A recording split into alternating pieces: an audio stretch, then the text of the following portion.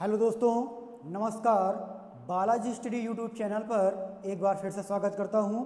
दोस्तों, डिफ्रेंशिएशन का second part लेकर आया हूं।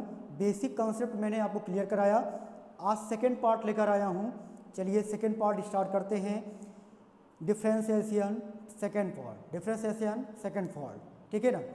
तो दोस्तों, सेकेंड पार्ट में पहला क्वेश्चन जो आज का है, मैं क्वेश्चन लिख रहा हूँ कि डी एक्स, ठीक है ना, x square 3x plus 6, x square 3x plus 6 whole cube. अगर ये क्वेश्चन दोस्तों अगर आपके पास आता है तो कैसे सॉल्व करना है आपको। मैंने आपको बेसिक फार्मूला एक बताया है कि d by d x x power n, d by d x आप चेन रूल लगाइए कि डी बाय डी एक्स, यहाँ पे इसको क्या अल्टरनेट कर लीजिए। ये टोटल जो है आपको इसको मान के चलना है कि पूरा क्या है, ये आपका x है, ये टोटल क्या है, x है। अब x पावर n, अगर इसको आप सपोज कर लेते हैं कि ये x है और ये पावर n है, तो x पावर n होता क्या है कि x पावर n होता है n x power n minus 1, ठीक है ना। तो सीधी सी बात है, मैं इसको सॉल्व करूँ, अगर यहाँ से सॉल्व करूँ इसको, तो क्या बनता है कि ये टोटल x हो गया, तो n लिखूंगा पहले और फिर x के बेस में क्या लिखा है, x square plus 3x plus 6, यही तो मेरा होगा ना, यही तो मेरा x होगा। और पावर होता है n माइनस 1, पावर होता है n माइनस 1।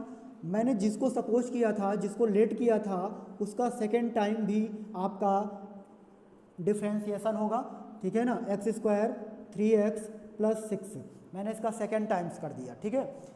बहुत ही अच्छे तरीके से समझ रहा हूँ।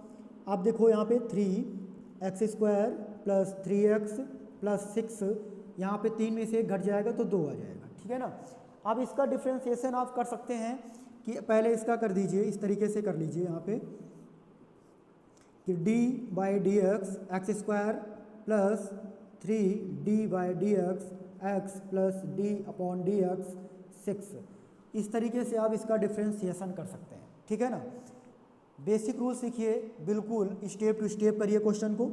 3x square plus 3x plus 6 का होल स्क्वायर, यहाँ से क्या आएगा, ये आपका हो जाएगा 2x, ये 3 इंटू 1 और प्लस 0, तो आपका आंसर क्या आएगा 3, ये x square plus 3x plus 6 whole square 3x 2x plus 3, ये आपका आंसर हो जाएगा। यही आपका आंसर, ये आपका डिफ्रेंशिएशन कंप्लीट हो गया। इस क्वेश्चन का जो डिफ्रेंशिएशन था वो आपका कंप्लीट हो गया। जैसा भी लग रहा है, वीडियो समझ में आ रहा है या नहीं समझ में आ रहा है क्वेश्चन, दोनों बातें कमेंट में लिख के बताइए। अगर समझ में आ रहा है तो बताइए, नहीं समझ में आ रहा तो भी बताइए। चलिए स्टूडेंट्स, आगे चलते हैं नेक्स्ट प्रश्न की तरफ। दूसरा प्रश्न क्या है, कैसे सॉल्व करना है आपको। दूसरा प्रश्न है x power 4 plus 8 whole cube. इसका डिफ्रेंशिएशन आ जाए करने के लिए तो आप कैसे करेंगे। अगर इसका डिफ्रेंशिएशन अगर आपके पास आता है तो कैसे करते हैं आप, सीधी सी बात है, इस टोटल को x पावर n मान लीजिए, x पावर n। अगर x पावर n मान लेते हैं, आप लेट कर लेते हैं, तो मैं यहाँ से आपको कहता हूँ पूरा x हो जाएगा 3x पावर 4 प्लस 8, और यहाँ पे 3 minus 1, D by d x power 4 plus 8, D by d x power 4 plus 8, ठीक है। इतनी बात समझ में आ गई। चलिए आगे चलते हैं। x पावर 4 8 पावर स्क्वायर में हो जाएगा, और ये हो जाएगा 4x क्यूब प्लस 0, ठीक है, 0। तो यहाँ से आ जाएगा 3x power 4 plus 8 whole square, और ये क्या हो जाएगा आपका 4x क्यूब। आप इसका मल्टीपल भी करके लिख सकते हैं, ठीक है, मल्टीपल करके भी लिख सकते हैं। चलिए आगे चलते हैं।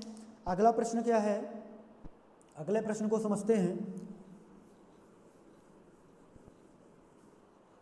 चलिए अब अब जो आपका नेक्स्ट फार्मूला है e base x base e, formula है d by d x e power x। ये किस तरीके से सॉल्व करना है आपको, ठीक है ना। इस फार्मूले बेस पे क्वेश्चन करने वाले हैं हम लोग। बहुत ही आसान तरीके से। पहला क्वेश्चन जैसे आपको दिया गया कि डी बाई डी एक्स ई की पावर एक्स स्क्वायर, ई की पावर एक्स स्क्वायर एक्सपोनेंशियल है ये।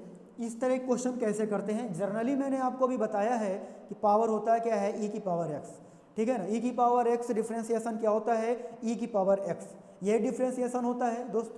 तो करना क्या है आपको, कुछ नहीं करना है, इस पूरी पावर को ई की पावर एक्स ही ना मान लिया जाए, इस पूरे को एक्स कर लिया जाए, ऐसे ही बना लिया जाए। हम इसको ये बात लेट करते हैं, हम ये सपोज कर लेते हैं कि ये ऐसे ही लिखा हुआ है, माइंड में इस बात को सेट कर लिया। अगर ये बात ऐसे ही लिखी हुई है तो मैं इसको क्या करूँगा, डिफ्रेंसिएशन में मैं इसका डिफरेंशियल अगर निकालूं तो ई की पावर एक्स स्क्वायर होगा। मैंने जिसको सपोज किया, जिसको लेट किया, उसका सेकेंड टाइम आप डिफ्रेंशिएट कर दीजिए, बस आपका आंसर आ जाएगा एक्स स्क्वायर, इसका क्या होगा 2x।